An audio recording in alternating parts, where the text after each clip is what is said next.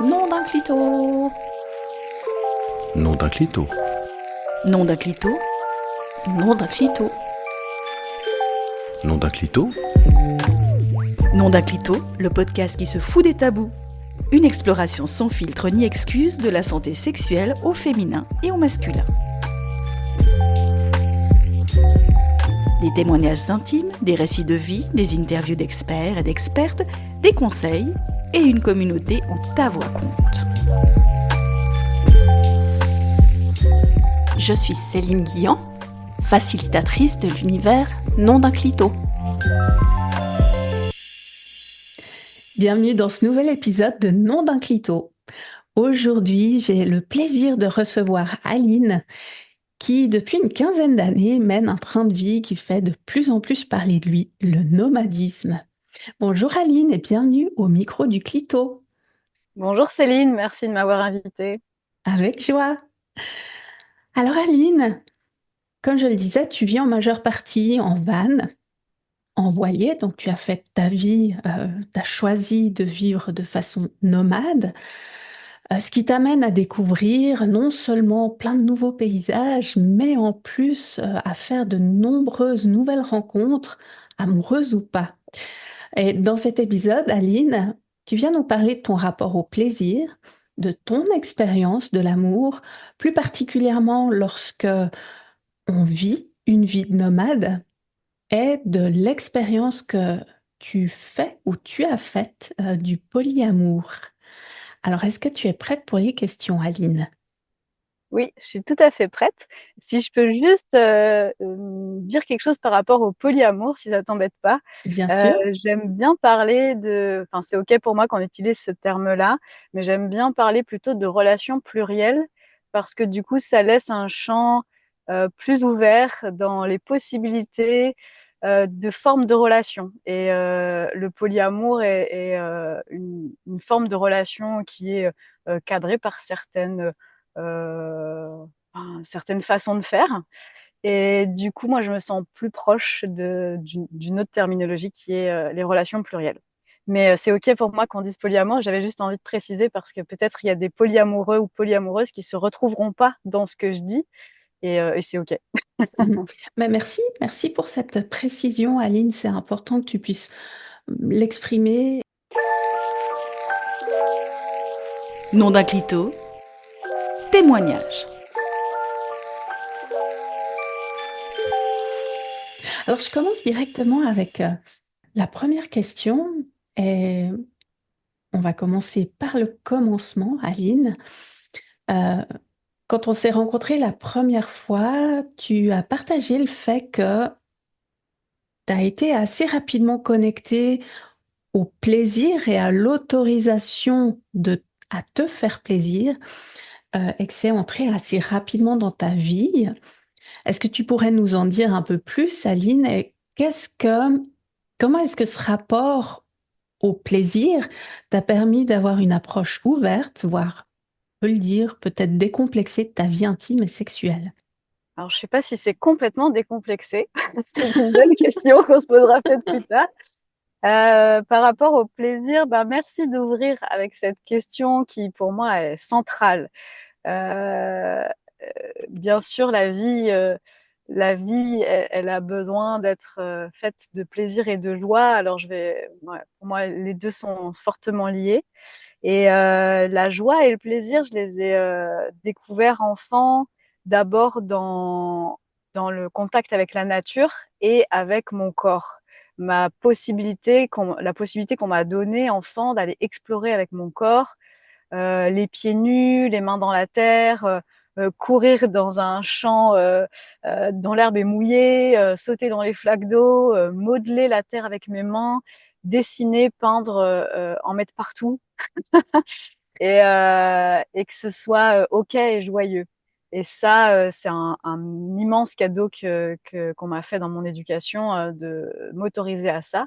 Parce que du coup, après, dans toute ma vie, c'est resté comme une autorisation à explorer ce qui se passe dans mon corps, en lien avec mon environnement, comme une espèce de danse de tiens, dans mon environnement, il y a du mouvement, il se passe des choses, comment c'est dans mon corps et comment je vis avec ça, comment bah, des fois ça me c'est pas très agréable, alors comment je me décale ou comment je traverse ce qui est pas agréable et à la fois comment je vais vers ce qui est agréable pour mon corps. Et donc j'ai vécu ça, j'ai eu la chance de démarrer ma vie à l'école Steiner et du coup j'ai vraiment vécu ça dans la création manuelle, dans l'exploration des possibilités de mon corps.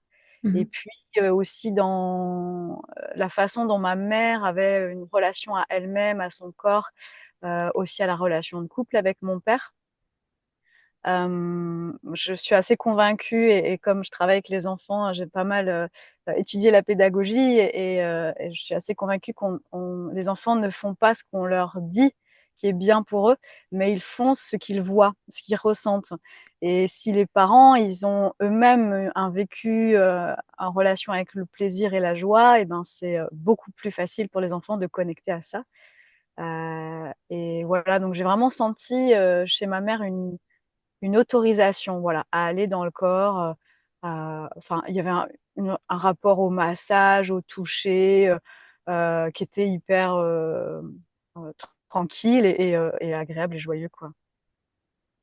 Voilà. Donc ça a commencé là, et puis j'ai eu très envie, évidemment, de continuer à développer ça dans ma vie. Donc voilà, il y a des moments où je l'ai un peu oublié, il y a des moments où je me suis un peu forcée à aller dans quelque chose d'un peu plus que je croyais enfin, qui était un peu plus conventionnel, où je croyais que c'était ça que je devais faire. Et puis, mais toujours, ça m'a rappelé, ah, tiens, j'ai eu envie de pratiquer le yoga, j'ai envie de me rapprocher de la nature, j'ai eu envie d'aller vers des relations où vraiment on est dans ce plaisir de l'instant, d'être ensemble avec ce qui est là, quoi.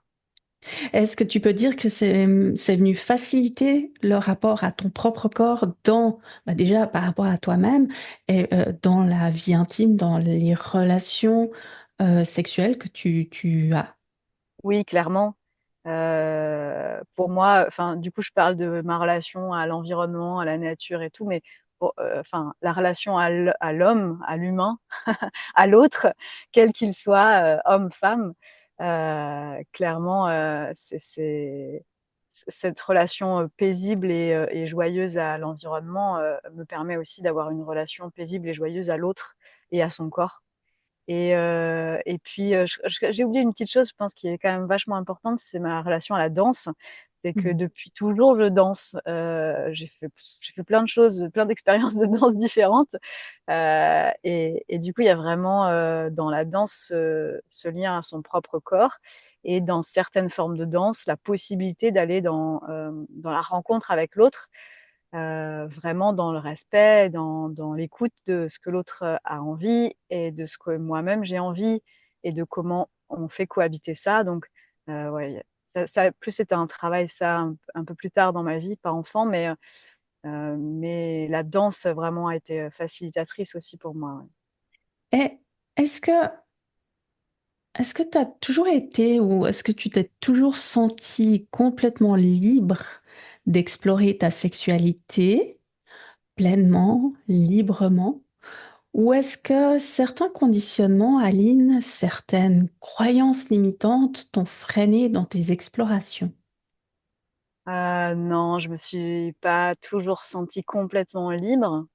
Et il y a quelques croyances limitantes que j'ai explorées. Il y en a sans doute que j'ai pas encore explorées. Donc je les laisse venir à moi si elles ont envie, elles sont bienvenues. Parce que plus je suis persuadée que plus on se connaît, plus on en découvre, plus on peut s'autoriser à les lâcher. Donc dans les débuts de ma sexualité, en fait, je savais pas trop. Bah, je pense comme tout le monde, je savais pas trop. Et du coup, je me sentais l'autorisation d'explorer, mais j'avais quand même l'impression qu'il aurait fallu que je sache mieux et que du coup, j'étais pas très douée, que je savais pas trop bien faire et que il y avait peut-être des choses que j'aurais dû savoir que je savais pas et que voilà, j'avais l'impression de ne pas être assez. Ça, c'est un peu l'histoire de ma vie, de pas être assez bien, de pas faire assez bien, de pas voilà, assez bien savoir, etc. Euh, et en même temps, ça m'a pas bloqué parce qu'il y avait quand même cette autorisation à explorer et donc à être curieuse, dire bon bah je sais pas, je préférerais savoir parce que ça me met pas très à l'aise, j'ai l'impression de pas être très performante. Et en même temps, ça a cohabité avec bon, mais c'est quand même ok en fait de d'essayer, de tester, de voir et puis de me laisser aller à ce qui est. Donc voilà, heureusement j'ai eu ces deux parties-là. Et puis petit à petit, j'ai appris à mettre de la douceur à cet endroit de l'exigence, de devoir de devoir savoir en fait. Et puis j'ai surtout découvert en fait, on sait jamais parce qu'à chaque rencontre, même si c'est avec la même personne pendant des années, à chaque rencontre, il y a une nouvelle exploration possible et une nouvelle exploration à faire. Et si j'arrive avec, en me disant, je sais comment faire, donc en fait, on va d'abord faire ça, puis ensuite on va faire ça, puis ensuite on va faire ça. En fait, c'est le contraire de ce qu'on veut. Ça amène juste souvent à de la frustration ou à quelque chose de très mécanique. Et la joie et le plaisir, ils sont dans je sais pas et je vais voir ce qui se passe et ce qui se passe pour l'autre et ce qui se passe pour moi. Puis je vais aller explorer. Puis on va explorer ensemble. Voilà. Donc j'en suis là aujourd'hui. Et peut-être il y a d'autres euh, croyances, sans doute liées à ma place. Je n'arrive pas trop à savoir ça, liées à ma place de femme peut-être, mais peut-être que c'est pas lié au fait que je suis une femme.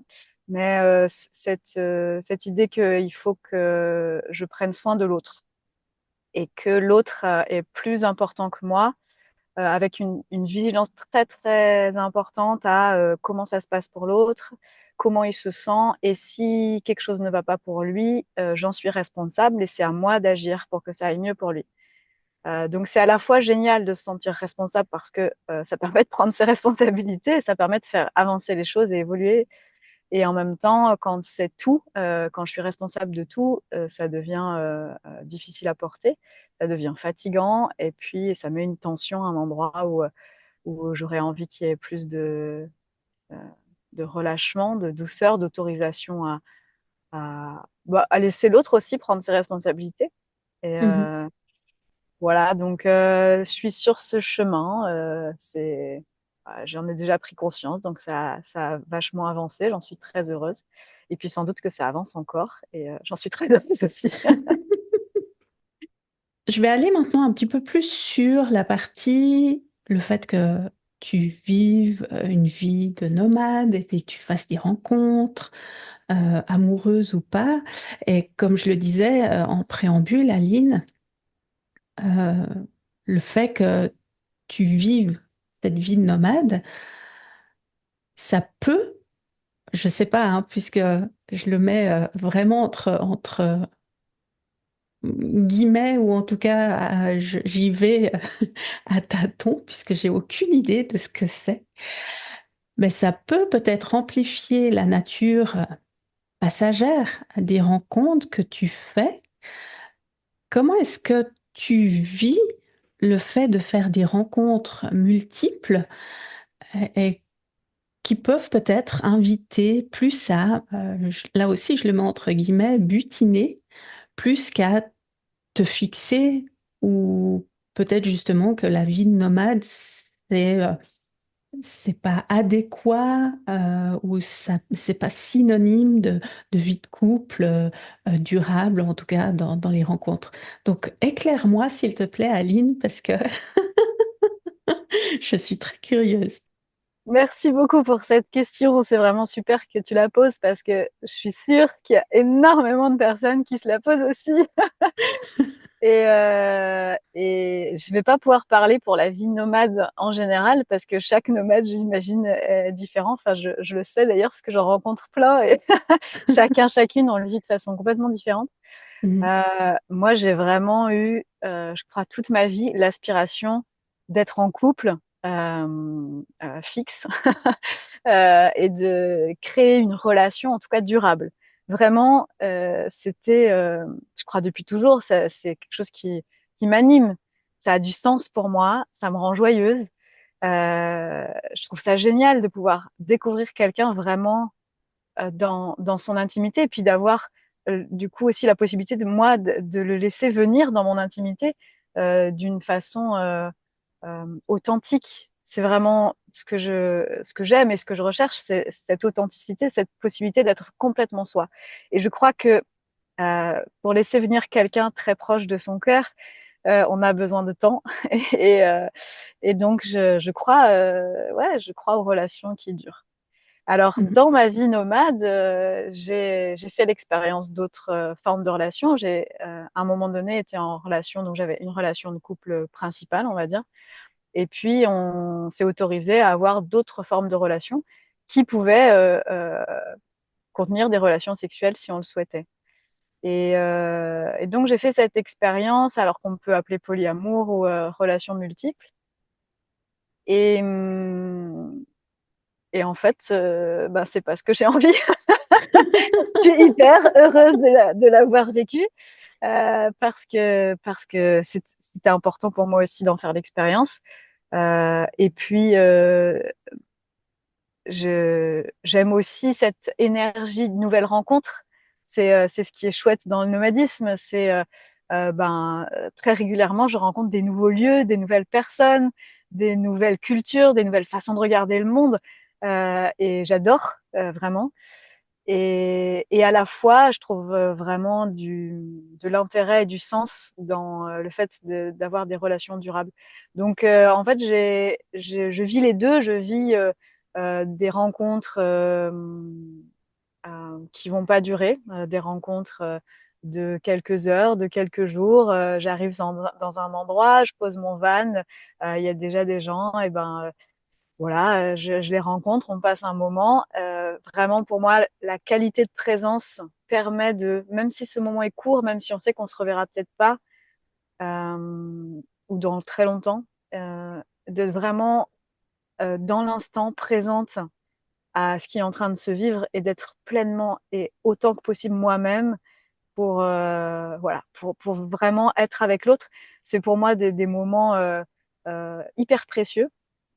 Et à la fois, j'ai des relations amicales et une relation amoureuse. Du coup, je suis en couple actuellement, en couple exclusif, et qui sont vraiment durables et que je souhaite durables. Voilà. Et euh, sur le fait de faire plein de nouvelles rencontres, je crois vraiment que la rencontre, elle peut être hyper nourrissante et vraiment joyeuse fondamentalement, sans qu'il y ait de relations sexuelles. C'est ce que j'ai. À un moment donné de ma vie, je n'étais pas sûre de ça. J'avais l'impression que la relation sexuelle permettait vraiment d'aller dans l'intimité, que c'était une porte d'entrée peut-être presque nécessaire. Et du coup, j'ai exploré ça. Et en fait, aujourd'hui, c'est clair pour moi qu'en tout cas, je peux vraiment vivre la rencontre avec l'intensité que j'aime, avec le fait d'être vraiment 100% avec la personne sans qu'il y ait de relation sexuelle. Et j'ai une croyance qui est que la relation sexuelle, elle a un impact fort sur mon énergie, sur mon corps, et que donc c'est intéressant qu'elle vienne dans un moment où il y a vraiment de la confiance, où il y a de l'intimité, où il y a de la sécurité, où voilà, l'autre a vraiment aussi conscience de l'importance que ça a. Et donc, enfin, j'ai assez peu eu de relations éphémères parce que ça correspond finalement pas à ce que j'ai envie de vivre. Nom d'un clito, le podcast qui se fout des tabous. C'est Céline et je suis en compagnie d'Aline qui nous parle de son expérience de l'amour dans la vie qu'elle a actuellement, qui est très en mouvement entre nomadisme, nouvelles rencontres. Et là, je te propose, Aline, qu'on aille un petit peu plus en profondeur dans la découverte de ces relations plurielles, euh, polyamour, comme certains pourraient l'appeler. Euh, pour savoir un petit peu comment ça se passe quand tu es en couple avec, disons, un couple principal, que dans la relation, c'est bien clair pour les deux que bah, c'est OK, chacun peut aller butiner de son côté.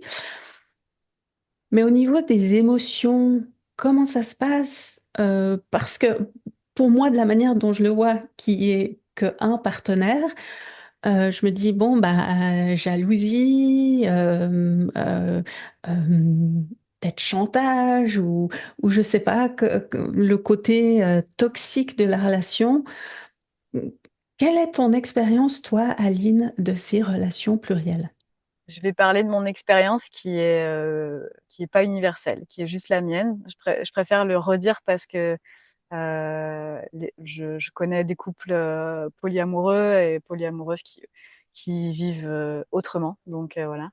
Moi, j'ai l'impression de là où je regarde et de mon expérience que la jalousie, la peur que je peux ressentir, que l'autre aille voir ailleurs ou que l'autre ait plus envie d'être avec moi, que cette peur-là, en fait, elle existe dans le couple exclusif et elle existe dans le couple qui est ouvert aux relations plurielles. Et qu'en fait, cette peur-là, elle est à l'intérieur de moi et que les circonstances ont un peu d'impact, mais finalement pas énormément. Parce que si dans le couple, c'est possible pour les deux d'aller explorer d'autres relations, il y a comme un équilibre que je trouve qui se fait, qui est en fait c'est simplement une autre forme de relation. Mais du coup, si dans la relation polyamoureuse ou la relation plurielle, je ressens de la jalousie, en vérité, j'en ressens aussi dans une relation exclusive. Le cadre qui est mis de façon, qui est décidé ensemble, c'est juste le cadre de la relation, c'est pas le cadre de mes émotions. C'est pas parce que j'ai décidé intellectuellement que j'allais être en couple exclusif avec quelqu'un et que donc voilà, euh, je pouvais lui faire confiance sur le fait qu'il allait pas avoir d'autres relations. C'est pas parce que j'ai décidé ça intellectuellement que mon émotionnel va être OK avec ça et qu'il sera en paix et tranquille. Euh, donc j'ai l'impression, en tout cas de mon expérience, que euh, ça n'a pas changé grand-chose en termes d'émotion. Si ce n'est que le fait de pouvoir explorer d'autres relations. Euh, non, je vais aller jusqu'au bout de mon idée, mais en fait, finalement, je crois pas. Mais le fait de pouvoir explorer d'autres relations pourrait faire penser, et c'est ce que j'allais dire, pourrait faire penser que, en fait, on a plus la possibilité de découvrir, ah ben tiens, telle personne, en fait, ah ben j'adore faire l'amour avec elle, et puis j'adore passer des moments avec elle, et puis du coup, c'est très précieux ce qu'on partage, et puis bah, du coup, peut-être je vais avoir moins envie de retourner vers mon compagnon principal. Mais ce qui en fait est pareil, c'est une représentation parce que dans la réalité, l'herbe est aussi toujours plus verte ailleurs. Et parfois, d'aller voir ailleurs, on se rend compte que ah, bah, c'est quand même super chouette aussi de revenir dans cette relation principale où on se connaît bien, où on est en intimité émotionnelle, où on se sent très proche l'un de l'autre, où voilà, on a autorisé l'autre à venir très proche de notre cœur. Et du coup, en fait, le fait d'ouvrir à d'autres relations permet d'explorer à la fois la jalousie, mais permet aussi d'explorer à la fois comme c'est bon en fait de se retrouver, comme on peut se faire confiance sur le fait que c'est bon de se retrouver et que même si la vie nous propose plein de choses et qu'il se passe plein de mouvements et qu'on croise plein de gens, en fait, si c'est bon de se retrouver, on aura envie de revenir. Mhm. Et ça, donc j'ai fait, moi, l'expérience des deux. J'ai fait l'expérience de la jalousie, j'ai fait l'expérience de la peur dans la relation exclusive et dans la relation plurielle. Et puis, j'ai fait l'expérience de la confiance, de, en fait, ce qu'on crée, ce qu'on tisse, ce qu'on vit ensemble est tellement de qualité, joyeux, authentique, que on a envie d'y revenir. Et donc, on peut juste que faire confiance à ça. Bah, il y a une autre question, Aline, qui vient pendant que tu parles. Je ne sais pas comment ça s'est passé pour toi, ta première relation plurielle, où vous vous êtes dit, ben ok, on a notre relation à nous, et puis on s'accorde chacun de notre côté d'aller voir ailleurs. Euh,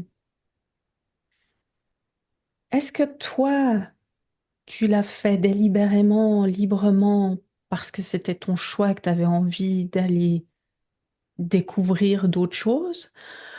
Ou est-ce que tu l'as fait en te disant, ok, je suis dans une relation, admettons que ce soit une relation, c'est peut-être pas ton cas, hein, qui batte un peu de l'aile, puis que tu dises à l'autre, bon, ok, on va tenter, on va expérimenter ce que ça fait que d'aller voir ailleurs. Peut-être que ça diminuera un peu les tensions au sein du couple.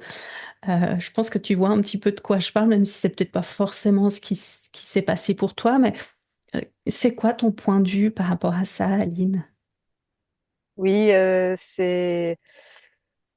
sur le moment, je l'ai pas vu comme ça, mais aujourd'hui, le regard que je porte sur ce moment où on a décidé d'ouvrir la relation à d'autres, je pense que c'était à la fois notre relation, on l'aime et on a envie de continuer à la nourrir, et à la fois ça dysfonctionne et on trouve pas les outils, on sait pas comment faire pour que ces dysfonctionnements qui deviennent très importants, comment s'en occuper, comment les gérer. Et donc, un des outils qu'on a testé, c'est d'ouvrir la relation. Euh, et je pense qu'effectivement, c'était dans ce sens-là, c'était dans le sens c'était peut-être même une façon de dire, on a envie de sauver notre couple. Hmm. Et c'était peut-être même un acte d'amour que de dire, allez, on ouvre la relation pour voir ce que ça donne et pour voir si on trouve un meilleur équilibre. Voilà. Et puis finalement, en fait, en termes de gestion du temps, de gestion euh, ouais, vraiment enfin, très pragmatiquement parlant, du planning, quoi, pour avoir le temps de vraiment passer du temps ensemble, avoir le temps de créer nos activités professionnelles enfin, moi, mon activité professionnelle est vraiment très importante et nourrissante pour moi, et d'avoir du temps pour nos amis, et puis d'avoir du temps pour d'autres relations. Pour moi, c'était hyper, c'était un sacré challenge. Donc finalement, ça a amené de la complexité pratique à certains moments. Et à certains moments, ça a aussi été à certains moments, ce que tu dis, un peu d'air frais, un peu de allez, on va vivre autre chose, on se laisse de l'espace, et peut-être que c'est quelque chose que j'avais du mal à ce moment-là à faire dans la relation, peut-être que lui aussi. Je vais pas parler à sa place, je vais parler que pour moi. Peut-être voilà, de laisser de l'air dans la relation, de laisser de l'espace, de laisser vraiment ouais, de l'espace individuel suffisamment. Et du coup, les relations plurielles ont permis ça, ont permis de prendre un peu d'air, et à des moments, ça a été chouette pour notre relation, ça a été soutenant aussi, en fait. Puis il y a encore une autre question qui me vient là. Est-ce que ça t'est déjà arrivé euh, de rencontrer, donc d'être en couple avec ton partenaire principal, on dira, et puis de croiser dans la rue un de tes amants, enfin si on peut parler d'amants, c'est pas vraiment des amants, puisque là il y a déjà le terme de la tromperie, alors que c'est pas du tout ça, les relations plurielles, c'est plus dans l'ouverture, la franchise. En tout cas, c'est comme ça que je le comprends. Ou carrément que vous fassiez des rencontres sans forcément aller faire des trucs sexuels, mais des rencontres de, ah bah tiens, ça c'est mon partenaire principal, je te présente le partenaire que je vois tous les mercredis. Je dis un truc, hein, mais ça t'est déjà arrivé ça, Aline? Non, ça nous est pas arrivé parce que du coup, on était nomades tous les deux. Et donc, on avait d'autres amoureux, amoureuses, mais qui étaient très éloignés. Et quand on se retrouvait avec mon compagnon principal, on se retrouvait dans des endroits où enfin, c'était nos lieux à nous. Et, euh, et d'ailleurs, ça faisait partie du contrat, en quelque sorte, que on rencontre des personnes qui sont éloignées et que nos chemins se croisent pas trop. C'était un peu, c'était plutôt ça l'idée, c'était les moments qu'on passe ensemble, c'est vraiment nous, c'est vraiment la relation, c'est vraiment notre couple. Et puis quand on n'est pas ensemble, parce que on est nomade et donc euh, peut-être c'est un peu difficile de s'imaginer quand on vit pas cette vie nomade, mais bah, du coup, parfois, on passait des semaines ou même 2, 3 mois éloignés l'un de l'autre. Et donc, c'est dans ces espaces-là que voilà qu'on faisait des rencontres éventuellement, si on le souhaitait, si ça se présentait. Et voilà, il y a juste, si je repense quand même, il y a eu, il y a eu un petit épisode où effectivement j'ai croisé une, une personne avec qui il avait flirté et c'était pas confortable. Mm. Mm. Voilà, très honnêtement. Ouais, puis c'était pas prévu, c'était pas, enfin, on s'en était pas parlé. Bref, Mm. voilà. Donc ça peut amener effectivement à gérer en plus de ce qu'on a à gérer dans la relation du quotidien, de faire cohabiter nos besoins un peu, ouais, au quotidien. Il y a aussi cette gestion ben, des autres amoureux, amoureuses et de, et de comment on s'en parle, à quel moment on s'en parle, qu'est-ce qu'on se dit, qu'est-ce qu'on se dit pas. Donc ça demande vraiment beaucoup de communication, comme dans tous les couples en fait, mais ça rajoute une complexité à cet endroit où bah, y a cette communication respectueuse, responsable à avoir en plus. Nom d'un clito, abonne-toi et like tes épisodes favoris. Et aujourd'hui, Aline, si j'ai bien compris, et si c'est toujours le cas, tu as décidé de retourner à une relation exclusive. Hum, Qu'est-ce qui a motivé ce choix? Donc, avec mon ex-compagnon, avec qui on avait donc cette relation plurielle à un moment, on a décidé à un moment donné de refermer la relation et de revenir à une relation exclusive parce qu'on avait l'impression que ce serait bon pour notre couple. Voilà, que ça enlèverait de la complexité. Donc déjà, il y a eu un retour à une relation exclusive avec lui. Et puis, quand on s'est séparés, j'ai rencontré donc mon compagnon actuel, avec qui la question s'est un peu posée. Enfin, on est parlé en début de relation et lui souhaitait pas de relation ouverte. Il souhaitait clairement une relation exclusive.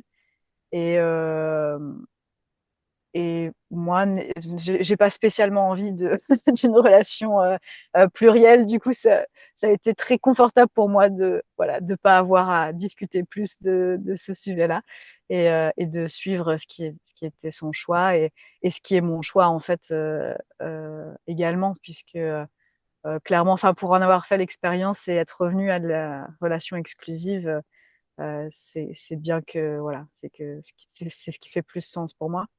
Donc, ouais, pour moi, ce qui vraiment a motivé ce choix, en plus du choix de mes compagnons, ça a été aussi vraiment cette envie euh,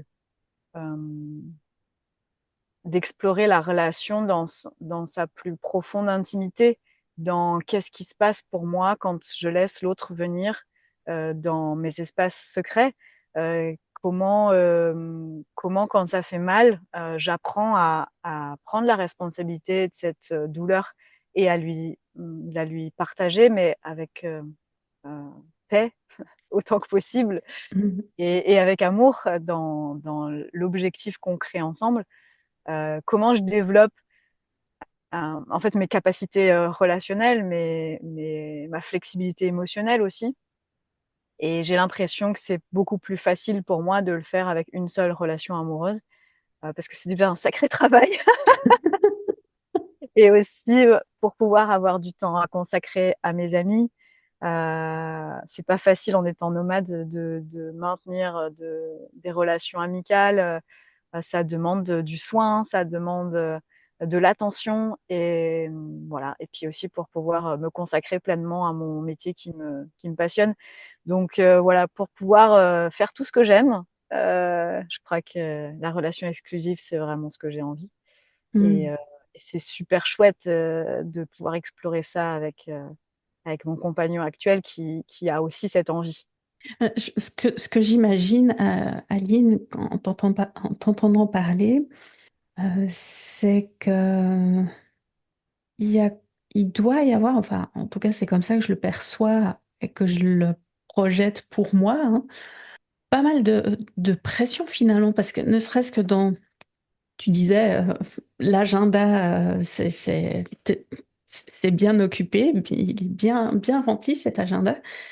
Puis, tu sais, quand tu écris des messages, puis bim, ah bah mince, je me suis trompée, c'était pas à lui que je voulais écrire telle ou telle chose. Je sais pas si c'était arrivé d'ailleurs. Euh, mais effectivement, je peux comprendre ouais, que ça vient apporter une sorte d'apaisement, de savoir que, bon, oh, ok, j'ai une relation exclusive et puis je peux m'y consacrer à 100%. Ça doit effectivement faciliter et enlever une forme de charge mentale, si on peut parler de charge mentale dans ces cas-là. Ouais, complètement. C'est en tout cas le mot de charge mentale, il correspond vraiment à mon vécu. Ça m'est jamais arrivé d'envoyer un message à la mauvaise personne parce que c'est vraiment hyper important pour moi. C'est fondamental pour moi qu'au moment où j'envoie un message ou au moment où je suis en lien avec quelqu'un, je suis vraiment en lien avec cette personne. Et c'est voilà. Donc j'ai vraiment mis du cœur et de l'attention à cet endroit-là. Mais par contre, bah, du coup, ça demande de l'attention. Ça demande, ça demande de se rendre disponible à l'autre. Ça demande de mettre de côté aussi quand je suis dans une rencontre, quand je suis avec mon partenaire principal ou pas, d'être vraiment avec l'autre et de laisser de côté ben, ce que j'ai vécu. Comme quand on rentre à la maison, de laisser de côté le boulot, les galères, un ami qui nous a pas dit ce qu'on avait envie d'entendre et enfin, voilà, et de le laisser de côté pour pouvoir vraiment être avec l'autre. Et ça, ben, c'est multiplié quand on a des relations multiples. Hmm. donc, euh, donc, ça demande encore plus d'attention et ouais, de charge mentale. Je suis assez d'accord, ouais. Enfin, en termes d'organisation et tout, hein, complètement. Ouais. Est-ce que tu avais quelqu'un, Aline, pour en discuter, par exemple une amie ou un ami confident qui soit vraiment OK, parce que après tu peux pas vraiment te plaindre de ouais, un tel il m'a dit ça à l'autre, puisque l'idée c'est de quand même garder l'intimité de chaque couple. Mais est-ce qu'au bout d'un moment tu avais peut-être besoin d'une oreille qui soit neutre, qui soit pas du tout dans une de ces relations, Aline? Bah, c'est étonnant ce que tu m'invites à regarder là, parce que en fait, je me rends compte que si c'était pour eux, il nous est arrivé avec mon compagnon de parler des autres relations, en fait. En prenant soin que ce soit OK pour chacun et en prenant soin de ne partager que ce qui était OK pour la tierce personne. Voilà, donc ça fait, voilà, ça faisait de l'attention, mais ça nous est quand même arrivé. Donc, voilà. Par contre, j'ai des super copines, j'ai des amis formidables avec qui on peut parler de ça. J'ai pas beaucoup d'amis vraiment durables, mais j'en ai quelques-unes qui sont des êtres exceptionnels. Voilà, je les embrasse d'ailleurs si elles m'écoutent et elles se reconnaîtront.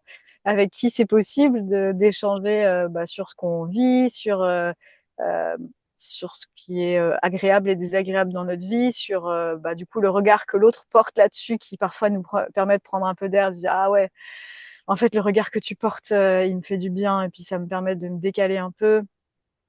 Et puis aussi simplement ouais, d'apaiser les émotions à des moments. Et après, j'ai eu une période où c'était vraiment émotionnellement, où c'était très très dur pour moi cette relation. Et j'ai senti que c'était le moment pour moi de d'arrêter de décharger auprès des copines euh, parce qu'elles n'ont pas à être le récepteur de ça. Et enfin, si c'est ok pour elles, pourquoi pas de temps en temps. Mais j'ai vraiment eu un élan fort de me dire, ok, en fait, je vais devoir trouver là une autre façon de décharger mes émotions qu'avec les amis. Et donc, j'ai développé une façon de décharger qui me permet d'alléger en tout cas la charge émotionnelle et qui me permet ensuite de partager avec plus de tranquillité, de pouvoir en rigoler, de prendre du recul sur la situation, mais sans l'énorme charge qu'il y a derrière.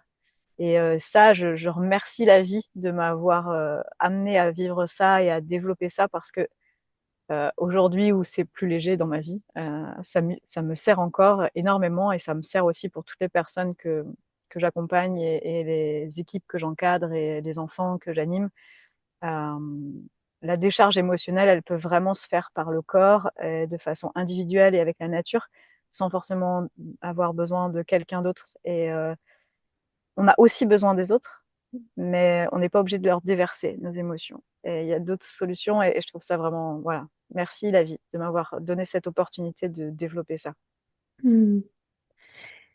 Et je vais te poser la dernière question, Aline. Qu'est-ce que tu aurais envie de dire avec ton expérience à toi? Sans forcément donner de conseils, hein, mais juste le message de fin pour les personnes qui envisagent, qui savent pas trop, qui se disent bah, relation polyamoureuse ou relation plurielle, ça me tente, mais je sais pas trop où je vais. Ce serait quoi ton message à toi, Aline?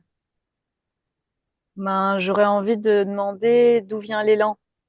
Est-ce que c'est un élan qui dit, bon, j'aime bien ma vie et j'irais bien explorer quelque chose de rigolo parce que j'ai envie de jouer en fait. J'ai envie d'aller explorer une nouvelle partie de la vie, une nouvelle partie du monde, une nouvelle partie de moi-même.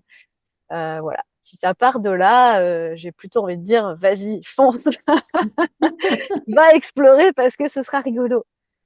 Et par contre, si ça part d'un endroit qui a peur actuellement et qui se dit bah, peut-être le polyamour ou les relations plurielles, ça va être une solution pour ma peur ou pour ma tristesse ou pour ma colère, peu importe la forme qu'elle prend, et ben, euh, je pense que le polyamour et les relations plurielles ne seront pas une solution, euh, mais que par contre, et ben, aller chercher à l'intérieur de soi, en étant accompagné par quelqu'un qui peut nous guider, être à côté de nous pendant ce chemin, c'est chouette, ça apporte de la douceur. Moi, vraiment, voilà, j'invite à ça. Il y a plein de thérapeutes qui font des choses formidables, il y a plein de gens. Voilà, donc en fonction de notre sensibilité, voilà, de se faire accompagner pour aller rencontrer cette peur, rencontrer cette colère ou rencontrer cette tristesse et s'occuper d'elle avant d'aller explorer le monde, ou en tout cas de s'occuper d'elle en même temps qu'on va explorer le monde, parce que c'est difficile de s'élancer dans une nouvelle aventure, la peur au ventre. Merci Aline, vraiment pour tes partages. Ça m'a éclairé sur mes questions, ma curiosité par rapport aux relations plurielles.